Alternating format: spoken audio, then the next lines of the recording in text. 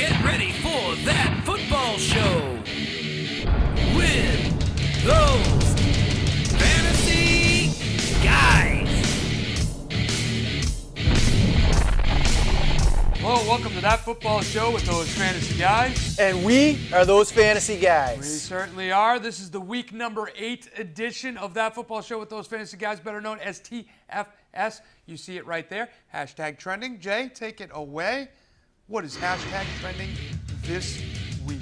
Well, in fantasy football, we're really kind of mourning a big loss. Arian Foster, who has been an absolute stud in fantasy football over the past few years, announced his retirement effective immediately. I have much respect for Arian Foster, 4-time Pro Bowler. He has 31 100-yard games, 65 touchdowns in his career, and this guy single-handedly carried multiple teams that were lucky enough to get their hands on him to championships. The last couple years, he's been hurt and battling injuries. He's been a shell of himself, but he kind of went out on his own terms, so I definitely respect that. Good luck in the future endeavors, Arian Foster. Absolutely. How much of the emergence of Jay Ajayi do you think had to do with this? Unfortunately, I feel like something I really hate is when people kind of take their ball and go home. Yeah. And there's a little bit of this feel to that. So unfortunately, that wasn't something I was really aiming for. Just hey, much respect to the guy, but it kind of has that feel. Okay. Well, let's get on to our next topic. Key injuries segment, not topic, segment. Key injuries. You're going to see them on the screen in a second. There are some notable ones this week, but less than in previous weeks, and probably a lot of that has to do with the bye week. If you take a look at them, they got Cody Kessler, who happens to be the quarterback for the Cleveland Browns. 5 quarterbacks through the last 4 weeks of football. Unbelievable. Not good. Geno Smith, Tevin Coleman, Don Jackson. I'm laughing at that because of a conversation we had earlier. Jerick McKinnon, LaShawn McCoy, and Lamar Miller. A lot of running backs on this list. Who's jumping out at Well, you? I'm going to jump out that we have 2 names up here, Cody Kessler, Geno Smith, actually 3, and Don Jackson, that are absolutely fantasy football irrelevant, so just get them right out of your brain. But there's one more late addition. I just got word from, the earpiece. Yeah, C.J. Anderson has been added to the injury report. He's going to miss a couple of weeks now, which bodes well for Devontae Booker, and that is also a little bit of foreshadowing, as you like to say. And this is Wednesday. We shoot this show, so that is breaking news right here on TFS, which is why you watch. Let's move on to the hunt for Red October. A big bye week coming up. Finding the ultimate sub. This week, we have a ton of buys. Baltimore Ravens, Los Angeles Rams, Miami Dolphins, Giants, Steelers, San Francisco 49ers. This is like the week we've been dreading all season, and we're going to get into how we're going to find our way around that. Yeah, and of course the fantasy relevant players on those teams are Joe Flacco and Terrence West, Todd Gurley, Jay Ajayi, Eli Manning, Odell Beckham is the big name. The Pittsburgh Steelers, a couple big names here, Ben Roethlisberger, Antonio Brown, Le'Veon Bell, and Carlos Hyde quietly having a very good season for a running back. He has, but the names that jump out, Todd Gurley, many formats, many drafts, number 1, number 2, number 3 pick. I had him number 1 on my board. Looks like I might have been wrong. Jay Ajayi, who has just exploded onto the scene with back-to-back 200-yard games, running Arian Foster into retirement. Like you mentioned, Odell Beckham, oh, Mr. Look at me, oh, blah, blah, wah, wah. But he has had a couple of good games as of late. And then, of course, the Steelers, maybe the most effective, efficient offense when everybody's healthy with Roethlisberger, Antonio Brown, and Le'Veon Bell. So if you have any of these guys, you have a huge hole to fill, and that's what we're here to help you with. Absolutely. And Ben Roethlisberger's injury and absence is going to have a major effect on those other 2 guys. So he's probably the only one on the list that affects as many people as anyone else on the list. Absolutely.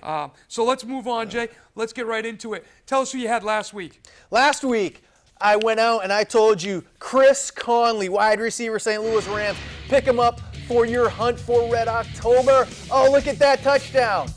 That was not from this past week. He had 2 catches for 29 yards. That's worth 2 points in most leagues. So I swung and missed.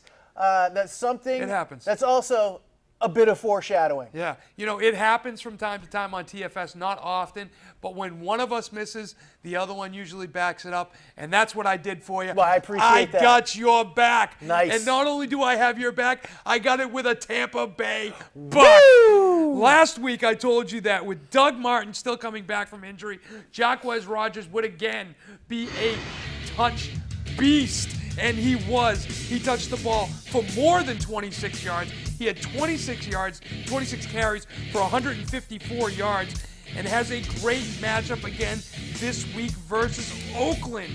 If you picked him up and started Rodgers, he performed for you like a number 1 running back, and this week he has a chance to do it again.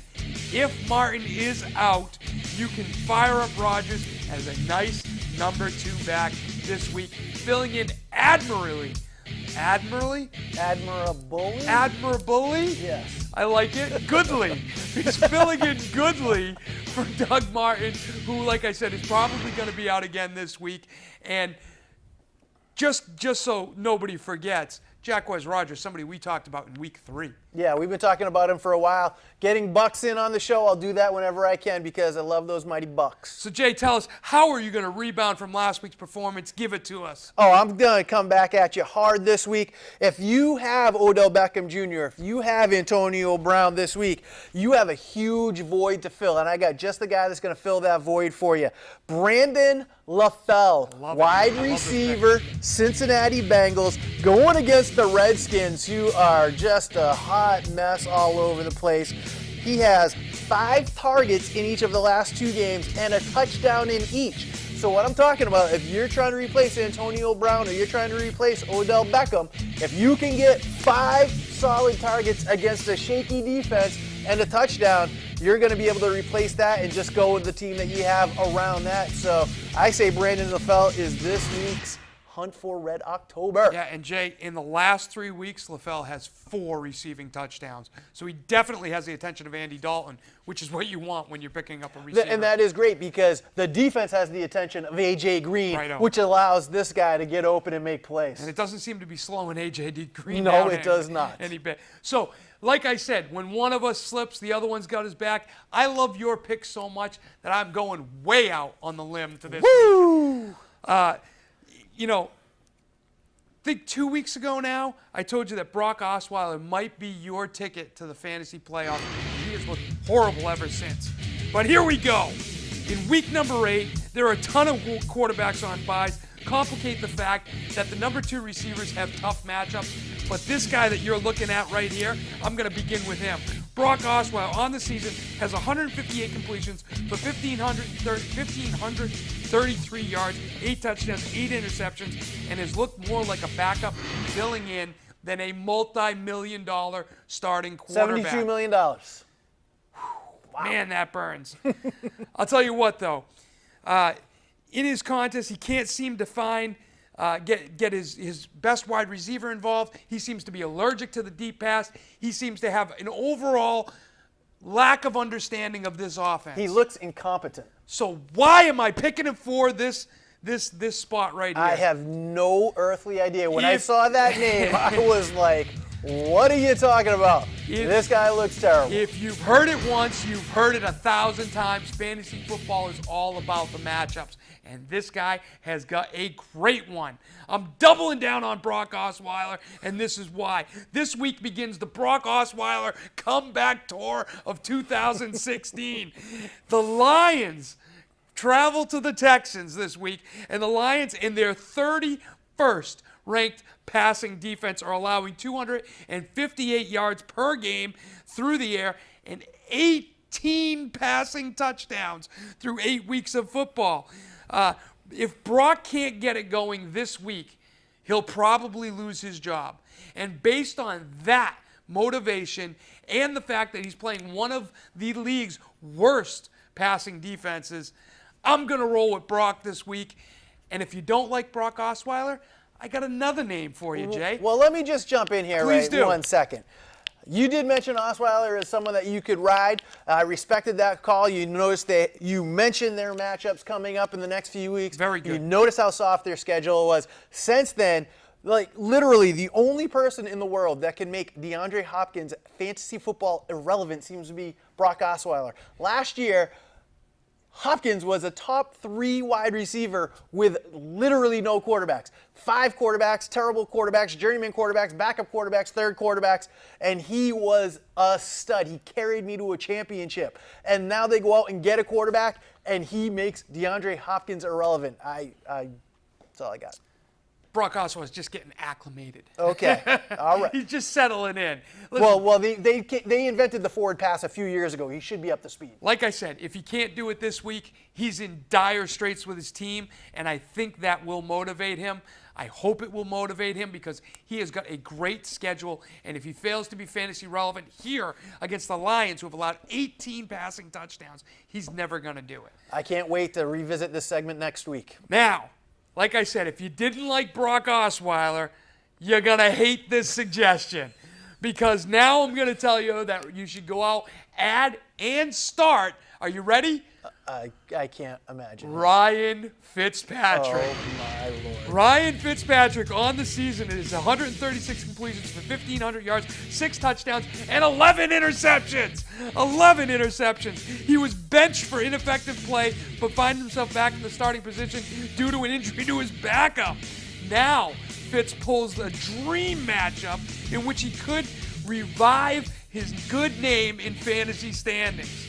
The 30th ranked Cleveland Browns are allowing, I'm all excited, are allowing 285 yards passing per game and another whopping 18 touchdowns, tied for the league worst. These two guys are playing the 2 worst passing defenses in the NFL. Like I said, it's all about the matchup. If Fitz is ever going to be fantasy relevant this season, it's going to start this week. It has to. Now, if you're in a pinch at quarterback, odds are both of these guys are on your wire. I would imagine, yes. Flip a coin, add one of them, and don't look at your score until the game is over. Are you suggesting their garbage points count the same as real points? I am suggesting that the first 3 quarters of these games potentially could be extremely ugly. But when the head coach turns to the pass, because these 2 teams will be losing to these other awful 2 teams, you follow me? These 2 teams, the Texans. The Jets are going to be losing to the Browns. Absolutely. Okay. Have you seen the way that quarterback runs the ball for the Cleveland Browns? I don't even know his name. He had like a 35-yard rushing touchdown. They're gonna run. What are you talking about? The quarterback for the Cleveland Browns last week had like a 35-yard rushing touchdown. I think you mean the Redskins. No, the Cleveland Browns. All right. The Cleveland Browns backup quarterback. I wish I had a computer in front of me so I could look up his name. Anyway, he had a long rushing touchdown. I believe that both of these teams will be losing their contests late in the 3rd quarter. The head coaches will inevitably turn to the pass, and that's when you will get your points. If I'm wrong, Brandon LaFell is going to pull it out for me. So let's move on to tough sits. Sit down, Waldo. All right, on tough sits last week, I swung for the fences. I had a rough week last week. I'm so glad I'm in first place in both of our leagues. It lets me sleep better at night because this week I went with I went with Drew Brees as my tough sit. Drew Brees. Who does that? I did. I did. I don't know what I was thinking. He was only 37 of 48 for 367 yards and 3 touchdowns. So hopefully you thought better of listening to me and went with Drew Brees. I went with the he's on the road and no good theory. The theory slapped me in the face. I think you may have been a week early on Drew Brees. This might be the week that he gets shut down. Last week I went with Antonio Brown, and I told you that the Patriots want to take away the one thing that they think you want to do. I thought that was going to be Antonio Brown. It turns out they were more interested in stopping Le'Veon Bell, which allowed Brown to catch 7 balls for 106 yards, but was held without a touchdown, and in some leagues that makes him virtually worthless. So I'll consider that a win, even though it wasn't a great call. I'd say that was more like Cardinals Seahawks. Okay. Let's tell me this week, Jay, how you going to rebound from last week? I'm not afraid to go right at the studs. I do it all year. I'm right more than I'm wrong. I was wrong last week. This week I'm going to be right. I'm telling you, if you have Melvin Gordon, sit him. He is the number 1 back in many formats, a top 5 back in any format, but this guy is 100% touchdown dependent. If he is not getting touchdowns, he is not getting you fantasy points, and I don't see the Chargers scoring many points going into Denver. This team is not built to beat Denver. He is built to score 3 or 4 yard touchdowns, and that's it. If you have Melvin Gordon, there are a ton of backs. Get Devontae Booker and start him. Now, I am a Melvin Gordon owner, so I will tell you that I agree with you that he's 100% touchdown dependent, and his rushing numbers have not been good this season. No, they decrease week to week. I think he only has 1 week where he's cracked 100 yards, so he is very dependent on the touchdown. However, Denver's defense is not as good as it seems against the rush. They're allowing 117 yards rushing, but very few touchdowns. I think only 6 on the season. Yeah, but again, like you said, playing from behind. When the Chargers are playing from behind, they're not going to be rushing the ball. They're going to be throwing the ball all over the field. And I'm not saying the Chargers aren't going to score. I'm just saying your Hall of Famer, Phillip Rivers, is going to be doing the scoring. He might be throwing it to Melvin Gordon. No. Well, those don't count. That's what you said.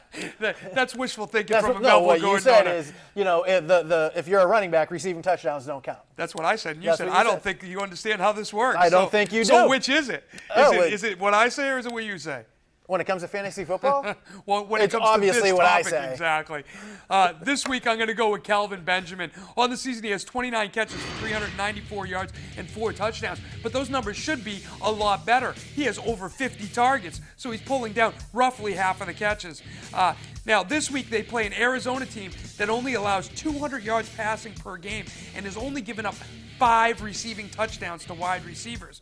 Benjamin has only cracked the 100-yard point once this season, and that was in week 2 against San Francisco, and we all know what a tire fire that defense is. So Carolina has been in a downward spiral since week 3. I think and they went wrong. Excuse me. I have zero confidence, is what I'm trying to say, in this offense to throw a touchdown against that Cardinals defense. Sit Calvin Benjamin if you got him. Next week starts the Calvin Benjamin comeback tour of 2016. Good buy low candidate because Calvin Benjamin always, it's funny, where the bye weeks fall, it makes it feel like so much longer since these guys have performed, even though it's only been 2 weeks because of that bye week in there. You know, it gives you a lot of opportunities to buy low on a lot of guys. Let's move on to Wall Street, Jay. Like I say it every week, my favorite segment, because we talk about guys way before they hit. This week, my buy low is a guy that you're going to be able to get for practically nothing, and he's going to produce for you when? In the playoffs. That's what I always talk about. As a person that is always in the playoffs, Rick, I am worried about the playoffs. I'm not worried about buying low to win week 8 or 9. I'm worried about buying low to win week 14, 15, and 16. I'm looking at Dorial Green-Beckham, wide receiver, Philadelphia Eagles. This guy is 6'5", 237 pounds, in and out of cuts like a 6-footer. He's got great hands. He's recently traded to the Eagles in a rare trade in football during the football season. So he's just getting up to the speed with the Eagles offense. Carson Wentz, he is not the answer, but he doesn't have any long established relationships with those Eagles receivers. He's a rookie quarterback just learning the position. And when he looks at his Eagles receivers and he sees one of them is 6'5", that is going to be the weapon he's going to look to. They are going to develop a relationship, a very intimate relationship over the next few weeks. And by intimate, I mean they're going to be scoring touchdowns. And when the playoffs come, he's going to be their #1 target for the Eagles. So if you can get Beckham, Dorial Green-Beckham for nothing now, invest in that and reap your rewards when we're in the playoffs. I like it. And I just want to throw a shout out to our director, Pat, who's doing slow motion live. No pre-slowing down. He's doing that live. All right, my guy this week is Kenneth Dixon, owned in only 40% of leagues. We've talked about Dixon in this segment before. We still don't have footage on him. We thought he was going to come out of his injury break and take over. It turned out that Terrence West did that, but West was willfully ineffective last week and for some reason has been absent for practice 2 times this week. He's not listed on the injury report, but he's been a no-show at practice. What that is, I don't know. I can't speculate. But I will tell you that the head coach, John Harbaugh, loves Kenneth Dixon and says that we need to get Dixon more involved. He also mentioned that he has to work on his passing, blocking. I think that's what they'll do during the bye week. I think Kenneth Dixon comes out and takes over the starting job from Terrence West. And they have a juicy matchup coming up right out of the bye. Week 9, they'll be facing a Steelers D that has just been torn apart the last 2 weeks by runners. And he's got a good schedule down the stretch.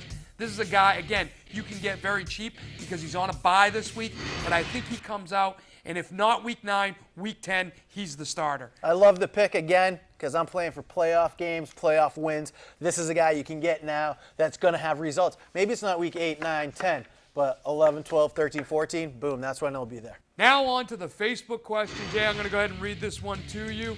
I have Allen Robinson, Benjamin, and Des Bryant. I need to start 2. Who do I start? Alex, John, McLean. Thank you for the question, Alex. Jay, who would you go with? Alex, looking at this, Robinson has had a very tough season. And Awful. he's already played. So I'm going to go with Benjamin and Bryant. Okay, there you go. I think, to be honest with you, without talking about what Allen Robinson has done, because we shoot on Wednesday, he plays on Thursday. If he doesn't perform this week, he's a drop candidate. I mean, this guy has been awful. There are guys who are 3rd and 4th wide receivers on teams that have more fantasy points than Allen Robinson. I am disgusted with Allen Robinson. Let me ask you a question. Yeah. Do you have Allen Robinson? I do, yeah. I had a feeling. And again, without having a crystal ball and knowing what he's going to do after we tape this show, I am completely disgusted with his performance. He's going to have 6 catches, 78 yards, and a touchdown. I hope he has Book a it. touchdown because I got to give him one more week. He was a keeper, so we got to play it that way. Let's move on to weekly leagues and wrap up this 8-week edition of That Football Show with those fantasy guys. Jay? My weekly league, this has been foreshadowed earlier.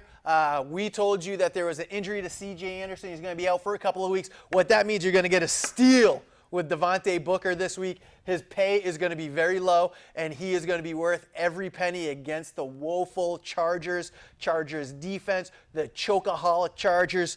Devontae Booker, he's probably going to have 100 yards and a touchdown, if not 2.